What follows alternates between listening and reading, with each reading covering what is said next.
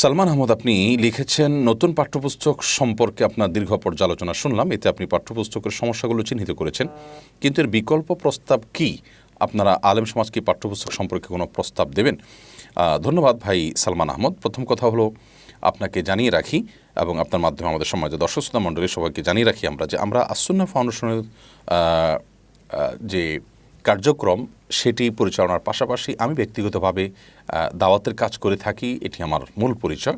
সেই জায়গা থেকে আমরা পাঠ্যপুস্তকে ক্লাস 6 এবং 7-এর পাঠ্যপুস্তকে ইসলাম বিরোধী, ইসলাম বিদ্বেষী কিছু বিষয় ইচ্ছাপূর্বক প্রবেশ করানো হয়েছে বলে আমরা মনে করি, এবং সেখানে আমরা দেখেছি যে মুসলিম শাসকদেরকে ইতিহাস উল্লেখের নাম করে তাদেরকে ভিলেন বানিয়ে ছাত্রদের সামনে তুলে ধরার উপস্থাপন করার একটা অপচেষ্টা চালানো হয়েছে। সে বিষয়গুলো আমরা বক্তব্য বিস্তারিত বলেছি এবং সেটাকে লিখিত আকারে